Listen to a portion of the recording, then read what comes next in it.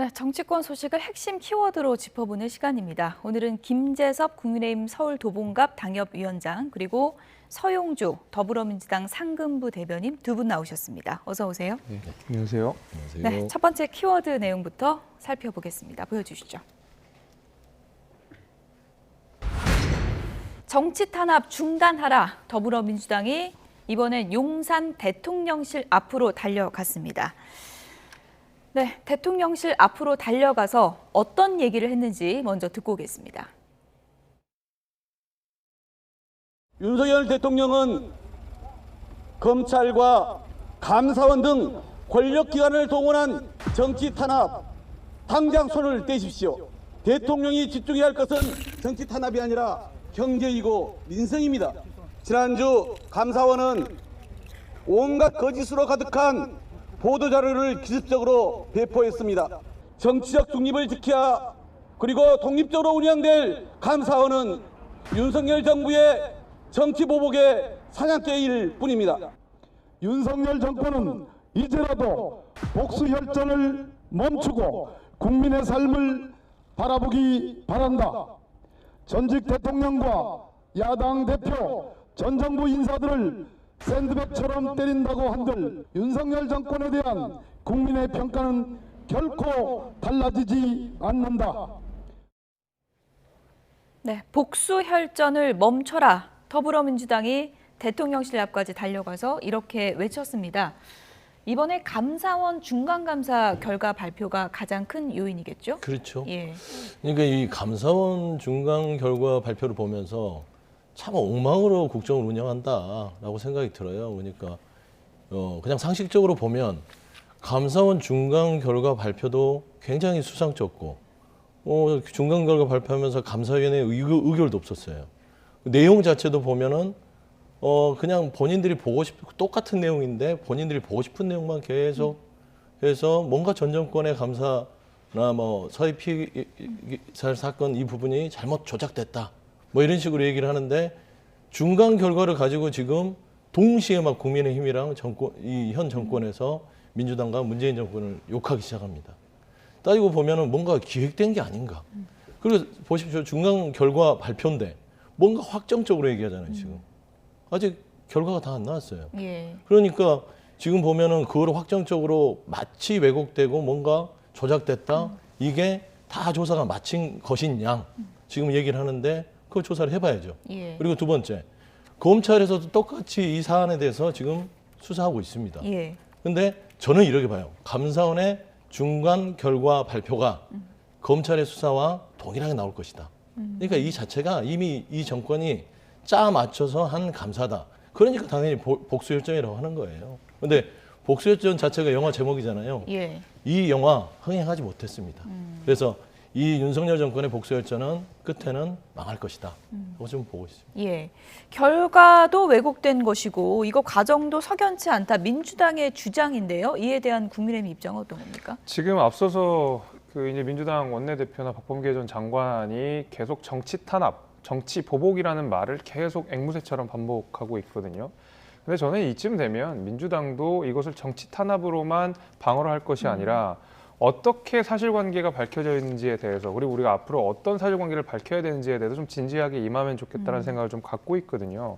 왜냐하면 지금 중간 그 발표 결과의 어떤 핵심적인 내용은 결국 우리 서해상에서 공무원이 피살됐는데 그 공무원이 월북했다라는 것을 문재인 정부에서 굉장히 빠르게 이례적으로 속단을 했다라는 것이거든요. 예. 그것을 발표를 했고.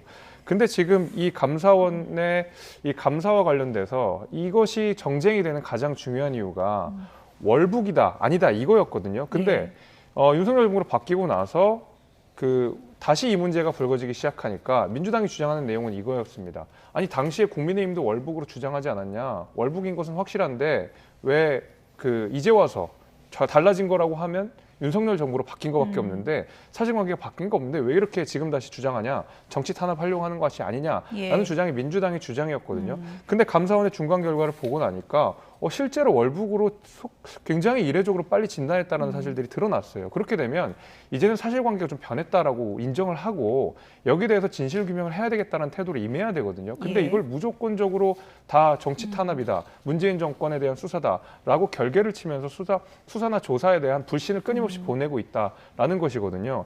설령 감사원의 최종 보고서에 이것을 월북으로 문재인 정부가 속단했다라는 결과를 한다고 하더라도 민주당이 이걸 받아들이겠습니까? 벌써부터 모든 사실관계에 대해서 정치 탄압이라고 주장하고 있는 상황 속에서 저는 그런 의미에서 이제쯤 국면 전환이 됐으니 민주당 역시도 여기에 대한 진실 규명에 조금 진지하게 임할 필요가 있다 이렇게 생각이 듭니다. 네. 그런데 여기서 잠깐요. 시청자분들이 오늘 이 화면을 보면서 뭔가 이상하다 하는 게 있을 것 같아서 저희가 먼저 이 얘기를 해봐야 될 것 같습니다. 아주 중요한 이 편말을 들고 대통령실까지 갔는데 오타가 있었어요. 오탈자. 오탈자. 정치 탄압인데 타압. 정치 타압 이렇게 써 있습니다. 좀 아쉬웠습니다. 이게 이제 뭐 실무자가 저거를 이제 만들면서 네. 급하게 만들어서 가지고 갔는데 현장에 가보니까 예. 타압으로 된 것 같아요. 그리고 또 전체 편말이 다 그래가지고요. 그러게 말입니다. 예. 근데 뭐 이제 오탈자 부분은 없애야겠지만 저게 뭐 이렇게 책 잡을 일은 아니다. 근데 뭐 지금 보니까 국민의힘에서 뭐 국어가 틀렸다는 둥, 뭐 국어를 뭐 탄압한다는 둥 하는데 그런 좀 우스갯소리 같고요. 예. 네, 저런 거는 좀 실무적으로 잘 살펴야 된다. 그 정도 수준에서 좀 넘어갔으면 좋겠습니다. 예. 그러니까 민주당이 좀 마음이 급하게 이렇게 거리 시위를 하다 보니까 이런 결과가 나온 것 같은데 개인적으로도 뭐 실무자의 실수라고 생각합니다. 예. 아마 당연히 그냥 바른 그 오타 없는 피켓이라고 생각했을 것이고 아마 예. 그걸 가지고 들었을 텐데 지금 사실은 뭐 이 오탈자가 있는 것이 이 사건의 핵심 내용은 아니다 보니까 뭐 일부 의원들께서 이렇게 비판을 하신 것은 맞지만 저는 보다 이제 본질적으로 이것을 정치 탄압이라고 규정하고 감사에 대한 끊임없는 비판을 예. 하고 있는 민주당의 행태에 대해서 비판하는 게 좀 더 적절하다고 예. 생각이 듭니다. 국민의힘에서는 뭐 앞뒤 안 맞는 소리 하려니까 맞춤법도 틀리는 거 아니냐 이렇게 맹공을 퍼부었는데 김재섭 위원장님 역시 신사적이신 것 같습니다. 신사적인 게 아니라 상식적인 것이죠. 근데 지금 이제 지금 국민의힘 지도부를 보면 권선동 의원도 그러는데 국어 테스트를 한 분은 권선동 의원이에요. 그 혀 깨물고 죽어라를 본인한테 했다고 그러잖아요. 맥락을 보면 그 맥락은 기관장한테 했던 겁니다. 그런 분이 이런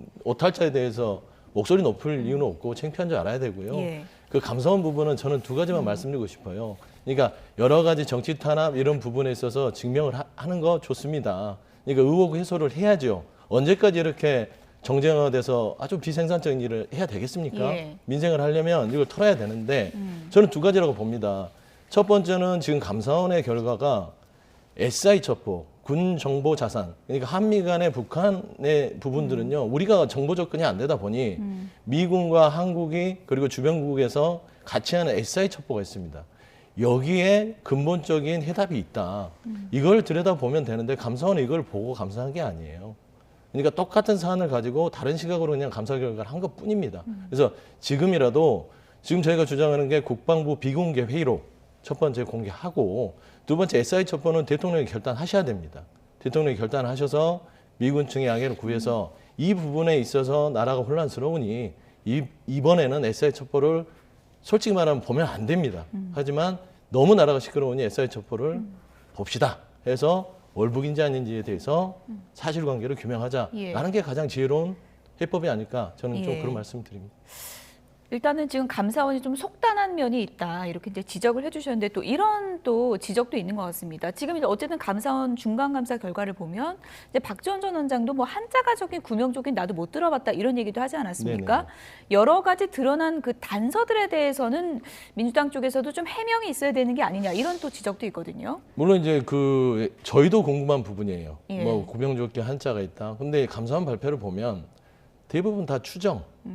이라고 이렇게 얘기를 해요. 뭐 불확실하다. 그럴 가능성. 예. 이렇게 발표를 합니다. 중간 결과 발표가요.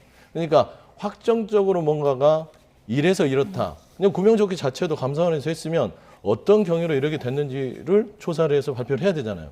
그런데 구명조끼에 한자가 있다라는 의문점만 던집니다. 그게 어떤 중간 결과 발표고 확정입니까? 라는 점에서는 이게 너무 비생산적으로 간다라고 말할 수밖에 없습니다. 뭐 말씀 주신 대로 필요한 자료를 열람을 해야 되면 열람을 해야 되겠죠. 근데 저는 핵심은 결국 대통령 기록물 지정된 것을 예. 우리 국회 차원에서 내지는 뭐 특히 이제 야당에서 협조를 좀 해주셔가지고 열람할 필요가 있다 생각이 들거든요. 그러니까 SI 정보를 열람하는 것만으로는 이 사실관계를 충분히 입체적으로 규명하기는 어렵다고 생각합니다. 그 이후에 뭐 권력관계가 작용했다든지 대통령의 묵인 또는 지시가 있었다든지 이런 자세한 이야기들을 전부 우리가 정보를 알고 나서야 이 사건을 입체적으로 규명할 수 있다고 생각이 되거든요. 예. 우리 공무원이 그리고 우리 국민이 북한군에 의해서 피살된 사건인 만큼 전 여기에 대해서는 한치의 어떤 가려지는 것이 없이 다 드러나야 된다고 생각이 되고 예. 결국엔 이 감사원 중간 보고서가 시사하는 바는 뭐 18페이지 긴 내용이었지만 월북 진단이 너무 빨랐다라는 내용은 담고 있는 것이거든요. 그 밖에 그 전에 나왔었던 언론 보도에 내에서도 예를 들면 너무 빠르게 월북 진단을 하고 나니까 이 사람이 공황 장애를 앓았던 것 같다라는 이야기를 뭐 전문가들을 통해서 발표를 했습니다마는 나중에 알고 보니까 공황 장애를 진단한 전문가들 역시도 이에 대해 소극적이었다라는 이야기들 나오는 거 보면 분명히 뭔가 성급했던 것은 있었거든요. 예. 그러면 왜 그렇게 성급했느냐? 이 맥락들을 따져보게 되면 2019년에 하노이 회담 결렬되고 2020년 6월에 남북 공동사무소 폭파되고 9월에 이제 우리 공무원이 피살이 됐는데 문재인 정부의 최대 치적이라고 불리는 대북 관계에 있어서 2020년 9월 거의 임기 말쯤 되는 이 상황 속에서 문재인 정부의 최대 치적인 대북 관계가 헤쳐지는 것, 여기에 실패했다는 것을 자임하기는 어려웠을 거라고 생각이 됩니다. 저는 그런 의미에서 이렇게 굉장히 빠르게 그 월북 발표가 이루어졌다고 생각이 되고 예. 그렇던 것이라면 정치적인 이유로 우리 국민이 살해당한 것이기 때문에 저는 여기에 대해서는 확실하게 성역 없이 조사가 필요하다 이렇게 생각이 예. 됩니다. 민주당이 지금 뭐 복수 혈전, 뭐 정치 보복의 사냥개, 그리고 이재명 대표는 절대 권력은 절대 망한다. 이렇게 이제 강경 발언을 이어가고 있는 상황인데 지금 시점이 이재명 대표 또 1심 재판 시작되는 시점이다 보니까 사법 리스크에서 시선 돌리기용 아니냐 또 이렇게 보는 시각도 있는 것 같습니다. 그건 좀 과도한 예. 생각 같아요. 그러니까 늘 말해왔지만 이재명 대표도 그러셨고 사법 리스크라는 부분들은 당과 무관하게 본인이 책임져야 될 부분이라고 얘기를 하셔요. 예. 그러니까 이거를 민주당이 어떤 뭐 사법 리스크를 책임진다? 그거는 전혀 다른 시각이고 지금 뭐 정치 탄압, 복수 혈전, 정권의 사냥개 그럴 말을 들을만 하다라고 봅니다. 감사원. 그리고 지금 윤석열 정부가 5개월, 6개월이 돼가는데 보십시오. 검찰, 경찰, 감사원, 국정원. 이 국가가 기관이 가지고 있는 사정 권력의 핵심 기관들을 다 본인들 인사로 한 다음에 뭘 하고 있습니까? 국민들은 현 정부의 미래를 바꾸라고 뽑아줬지 과거를 바꾸라고 뽑아준 게 아니잖아요. 근데 자꾸 지금 과거만 바꾸려고 하고 있어요. 국민들은 한 발짝이라도 미래를 향해서 가야 되는데 지금 뭡니까? 윤석열 정부가 6개월 동안 한 거. 문재인 정부가 뭐가 잘못됐는지. 예. 문재인 정부에 돌을 던져서 본인들이 앞으로 나갈 수 있겠습니까? 그런 부분에서 야당, 민주당은 멈추고 민생으로 와라라고 하는데 안 오니까 야당스럽게 얘기를 하는 거다라고 예. 보시면 될 것 같습니다. 이런 상황에서 민주당 내부에서 또 이재명 대표에 대한 비판의 목소리가 나와서요. 이 부분도 저희가 얘기를 좀 들어보겠습니다. 전재수 의원의 발언 들어보시죠. 저는 좀 실망스럽습니다. 대통령 선거 진 것은 이재명 대표 개인이 진 것이 아닙니다. 크게는 민주당이 진 것이고 민주당을 지지했던 1,600만 명이 넘는 국민들이 진 겁니다. 지지했던 숱하게 많은 사람들이 뉴스도 못 보고 말하자면 이게 널브러져 있는데 혼자 산 거죠. 정신 차리고 주식 거래를 한다. 물론 주식 거래 할 수 있죠. 그러나 지지자들을 생각하고 민주당 대선 후보였는데 그걸 생각을 한다면 사익에 해당하는 주식 거래 이런 실망스러운 측면이 분명히 있다. 네. 일단 이재명 대표가 논란이 된 주식을 일정 부분 좀 손해봤다는 얘기도 있고 판 부분에 대해서는 또 긍정적인 평가도 있는데 전재수 의원은 그 시점에 대해서 상당히 좀 문제가 있다 이렇게 보는 것 같아요. 그렇죠. 저는 뭐 사고 팔았다 이것에 중요한 것이 아니라 예. 그러니까 말씀 주신 대로 시점, 대선에 지고 나서 지방선거가 있기 전, 그다음에 이재명 대표에게는 재보궐선거가 있기 전에 뭔가 주식을 샀다라는 거 아니겠습니까? 그렇다 그러면 말 그대로 그 당시만 해도 민주당이 그 지방선거에서 대패를 하느냐, 그나마도 선방을 하느냐 이렇게 점쳐지고 있는 상황에서 사실상 이재명 대표는 선대위원장으로서의 역할을 거의 했었거든요. 예. 이제 그런 의미에서 그럼 이재명 대표는 과연 자신의 본분을 다했느냐? 당이 이렇게 어려운 상황 속에서 지방선거에서 모든 후보들이 나락같이 떨어지고 있는 상황에서 과연 저렇게 주식 투자를 할 수 있는 정신이 있었느냐? 이제 이런 부분을 비판을 한 것이라고 저는 보고 있거든요. 예. 사실 이제 전재수 의원뿐만이 아니라 어제 나온 이제 언론 보도들 보게 되면 수도권의 초재선 민주당 의원들 가운데서도 이재명 대표의 리더십에 대한 의문을 품는 사람들이 있다. 이런 보도들이 지금 나오기 시작했거든요. 그게 뭐냐면 이제 이재명 대표 이후에 어떤 특정한 대항마가 없는 상황 속에서 이재명 대표에게 리더십이 몰려있는 상황이지만 사실 굉장히 말하자면 긴장 상태가 계속 유지가 되는 상황이었거든요. 이재명 대표에 대한 리더십에 대한 불신. 예. 또 과연 친문 세력들을 충분히 다 안고 갈 수 있는가. 그리고 의회 경험이 없는 이재명 대표가 과연 국회를 잘 이끌어갈 수 있는가. 예. 여러 가지 의문점이 있는 상황 속에서 대항마가 없다는 이유로 사실 리더십이 집중됐던 상황인 것 같고 예. 지금 민주당의 지지율이 여당이 고전하는 것에 비해 많이 올라오지 않고 있습니다. 대통령의 지지율도 낮은 상황인데 야당의 지지율이 여전히 고전 상태거든요. 이제 예. 그런 것들이 아마 지금 하나둘씩 터져나고 있는 그런 상황이 아닌가라고 생각이 듭니다. 아니 다른 사람도 아니고 대선 때 나를 지지했던 전재수 의원이 나에게 왜 직격탄을 날리나 이재명 대표가 좀 섭섭할 수도 있을 것 같은데요.